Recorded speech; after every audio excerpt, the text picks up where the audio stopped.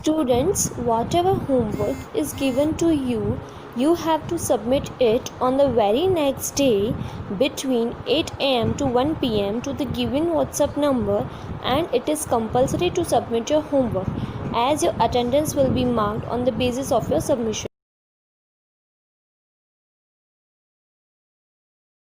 Good morning, students. Today we will learn chapter number 7, New Ideas and New Religion. Okay, so before start our lesson, I will explain you that why new ideas and new religion is needed, when and why this religion need, what is the condition of the society. Okay, so during that time in the society, religion was dominated by Brahmins in the later Vedic age, and this led to a lot of discontent among the common people. So, in this atmosphere, new, unorthodox religious sects like Jainism and Buddhism were born.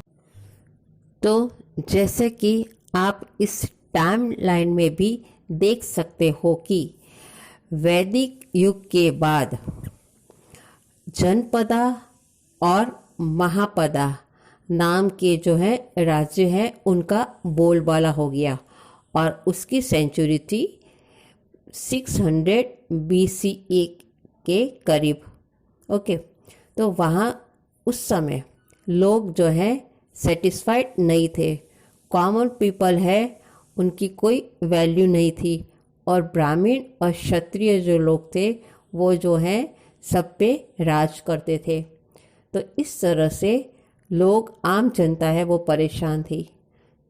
तो उसके बाद 566 में आप देख सकते हो कि सिद्धार्थ, जिनका बाद में नाम पड़ा गौतम बुद्ध, और उन्होंने गौतम बुद्ध ने बौद्ध धर्म को बनाया, बौद्ध धर्म की स्थापना करी. इसी तरह से 540 BCE में बर्थ ऑफ महावीरा, यानी कि महावीर भगवान जिन्होंने जैन धर्म बनाया, उनका जन्म हुआ. 528 BCE के आसपास जो है बुद्धा, उनको एनलाइटमेंट हुआ, मतलब कि उनको नॉलेज मिला. तपस्या करने के बाद उनको जो ज्ञान प्राप्त हुआ, वो उन्होंने ज्ञान जो बांटा लोगों को, और लोगों की भाषा में, वेद होते थे वो संस्कृत भाषा में होते थे और सारे लोग उसे समझ नहीं पाते थे. तो इसलिए ब्राह्मण लोगों को वेदों का ज्ञान होता था, इसलिए ब्राह्मण लोगों का ज़्यादा है रूल हो गया था, और आम जनता है वो परेशान थी. तो गौतम बुद्ध ने लोकल लैंग्वेज में जो है लोगों को अपना ज्ञान बांटा, और वही बौद्ध धर्म बना. इसी तरह से 510 BCE में जो है महावीरा, जिसने जैन धर्म को बनाया, वो भी तपस्वी बन गए, एंड एसेटिक, मतलब कि वो भी तपस्वी बन गए. उन्होंने भी अपना ज्ञान बांटा तपस्या करने के बाद. तो इस तरह से जो वैदिक टाइम था, और जिसमें वर्ण व्यवस्था 4 प्रकार की जातियां होती थी. ब्राह्मण सबसे ऊपर होते थे, क्षत्रिय, वैश्य और शूद्रस. तो उसमें से जो ऊपर के जो 2 होते थे, ब्राह्मण और क्षत्रिय, वो ज़्यादा पावरफुल हो गए थे, और वैश्यस जो छोटे मोटे काम करते थे, व्यापार करते थे, और शूद्रस जो लोगों को सेवा का ही काम किया करते थे, वो गुलाम की तरह उन्हें रखा जाता था. तो उनकी जो है हालत बहुत ही ख़राब हो गई थी. तो ऐसे समय में जो है नए रिलीजन बने, और उन्होंने पूरे संसार में जो है लोगों को जो है बहुत अच्छी अच्छी बातें बताई। तो आज हम इन दो रिलीजन के बारे में पढ़ेंगे। You have already learned that during the latter part of the Vedic age, Janpadas and Mahapadas emerged, and along with them came a period of religious unrest and discontent. By the 6th century BCE, Vedic philosophy had lost its purity due to the Varnas divided society. This was an age that welcomed new ideas and thought. Okay students, जैसे कि आपने timeline में देखा ही कि 600 BCE के आसपास Janapadas and महापदास जो हैं वो ज़्यादा पावरफुल हो गए थे, उभर कर आ रहे थे, इमर्ज यानी के उभर कर आ रहे थे। तो ऐसे समय में जो धर्म है वो खतरे में पड़ गया था। अनरेस्ट यानी कि लोग जो हैं सेटिस्फाइड नहीं थे, डिसकंटेंट थे और उसमें प्योरिटी नहीं रही थी। जो वैदिक फिलॉसफी है, जो वैदिक रिलीजन, जो वेद जो है नेचर पे आधारित है, नेचर के ऊपर डिपेंड है, उसके अंदर उसकी नेचर की फिलॉसफी है, वो फिलॉसफी ही सब खत्म हो गई थी। और वर्ण व्यवस्था के कारण जो क्षत्रिय और ब्राह्मण लोग हैं वो डोमिनेट करने लगे थे, रूल करने लगे थे। तो ऐसे समय में जो है न्यू आइडियाज थॉट है वो लोगों के लिए बहुत ही ज़रूरी हो गए थे। The rise of new religions. There were a number of causes that lead to the rise of new religion. Firstly, Vedic philosophy was primarily focused on expensive rituals and sacrifices performed by Brahmin priests.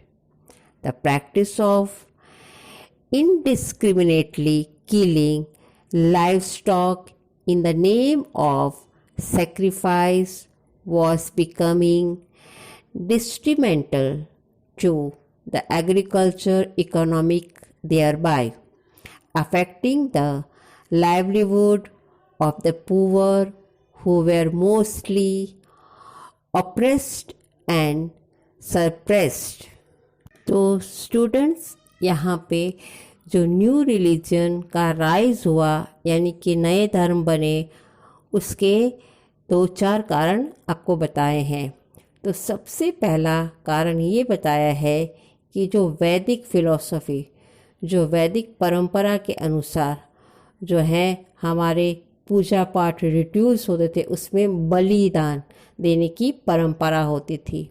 और ये परंपरा के कारण जो लोगों के पास live stock यानी कि जो एनिमल्स होते थे उनकी बलि देते थे और इससे जो है उनका बहुत नुकसान होता था। और एग्रीकल्चर में भी जो है उनकी जो कमी हो जाती थी, मतलब एग्रीकल्चर पे डिपेंड होते थे और इस तरह से एनिमल्स की बलि होती थी तो उनको जो है आय में तकलीफ़ होने लगी। और इस तरह से जो गरीब लोग होते थे उनकी लाइफ है उसके ऊपर अफेक्ट होने लगा। और धीरे धीरे, और वैसे भी वे लोग जो हैं बहुत ही उनके ऊपर अत्याचार होते थे, उनको जो है समाज में इतना रिस्पेक्ट नहीं होता था और इस तरह से उनकी इकोनॉमिक, उनकी आय में भी जो है वो कमी होने लगी, जिससे वे नाराज़ थे। ओके, सेकेंड रीज़न है the varna divided society was opposed by many people from the oppressed classes. The Brahmins dominated almost every aspect of social life and enjoyed special privileges. There was no equality among the people because the Brahmins enjoy all the benefits. तो यहाँ पे वर्ण व्यवस्था के कारण ब्राह्मण है उसका ज़्यादा रूलिंग था और वो ही इंजॉय करते थे, और यहाँ पे कोई समानता का भाव नहीं था समाज में, ब्राह्मण लोग ही इंजॉय करते थे। इससे जो है नीचे वाली जाति के लोग नाराज थे। Thirdly, most of the religious literature was in Sanskrit and could not be understood by the common people. That means most of the people could not partake in religious ceremony. तो जो वेद होते थे, जो ब्राह्मण लोगों को पूजा पाठ में वो वेद का यूज़ करते थे, मगर उन्हें संस्कृत का ज्ञान नहीं था, तो वो किसी में भी भाग नहीं ले सकते थे। कोई रिलीजियस फंक्शन होता था, रिलीजियस सेरेमनी यानी कि उत्सव होते थे, तो ये जो नीचे जाति के लोग थे उनका उस फंक्शन में कोई भी हिस्सा नहीं ले पाते थे, इससे भी वे नाराज़ थे। Lastly, as societies and communities were getting urbanized, some people were opposed to idea of emphasis on material wealth and wanted to lead simple lives. और धीरे धीरे सोसाइटी और जातियां हैं वो अर्बनाइज यानी कि शहर में जाने लगी, शहर बसने लगे, और उनकी लाइफ है वो मटेरियल वेल्थ यानी कि सुख सुविधा वाली हो गई। तो ये सुख सुविधा वाली लाइफ सबको नहीं मिल पाती थी, तो कुछ लोग सिंपल लाइफ में ही जीना चाहते थे और इस तरह से सुख सुविधा वाली लाइफ से वो नाराज़ थे। तो ये भी एक कारण था कि जो जैनिज़्म और बुद्धिज़्म है वो सिंपल लिविंग और हाई थिंकिंग में मानते थे, तो ऐसे लाइफ से भी लोग नाराज़ थे। This was the period when more than 60 school of thoughts emerged. 3 out of these caught the imagination of the people and were well received by them. They were Buddhism, Jainism and the teaching of the Upanishad. तो इस तरह से लोग, उस समय के समाज के लोग हैं, वो वेदों के पढ़ाई से, संस्कृत की पढ़ाई से नाराज़ थे क्योंकि उनको समझ में नहीं आता था, और ब्राह्मण और क्षत्रिय लोगों के ऊपर रूल करते थे। तो उस समय 60 जितनी स्कूल्स जो हैं समाज के सामने आई, मगर उनमें से सबसे ज़्यादा जो है बुद्धिज़्म, जैनिज़्म और उपनिषद का ज्ञान है लोगों को पसंद आया और वो लोगों के बीच में फेमस हुआ। The Upanishada, the term Upanishad is derived from 3 words, upa, ni and shad. The Upanishada were created when group of students sat near a sage in the middle of a forest and learned age-old wisdom from the sage. They were presented in simple dialogue between a sage and his students. Now, how this word Upanishad formed? This word is formed by the 3 words. Upa means near, ni means down, and shad means to sit. So, to sit near. And when the students sit near with Guru, at that time Guru teach him in his simple language, his knowledge, his wisdom between the forest. A group of students used to sit. Okay, in this way, this Upanishad word form. तो उपनिषद का मतलब है, उपा का मतलब है पास में बैठना, नी मतलब नीचे, और शद मतलब बैठना, टू सिट। तो पास में नीचे बैठना गुरु के पास, और गुरु उन्हें अपनी भाषा में जो है उनका जो नॉलेज होता था वो बच्चों को बांटते थे। उसमें बच्चे ग्रुप ऑफ पीपल ग्रुप में बैठते थे, और ये जंगल में घर से दूर गुरु के साथ बैठकर जो ज्ञान उन्हें मिलता था उसे कहते हैं उपनिषदा। और ये संस्कृत में होता था, मगर उसको फिर गुरु अपनी भाषा में बच्चों को बताते थे। They contain a lesson, they contain the essence of the Vedas। मतलब उसमें वेद जो होते थे हमारे 4, उसका मूल भाव होता था, मूल उसमें उसके थॉट्स होते थे।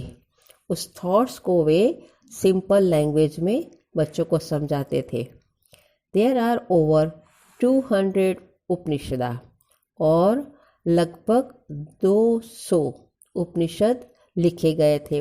उन्हीं उपनिषदों को वो बच्चों को सिंपल लैंग्वेज में अपने पास बिठाकर समझाते थे।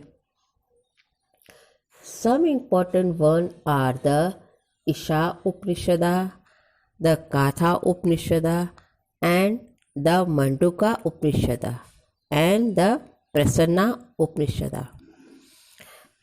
The Upanishads deal with the relationship of an individual with the universe.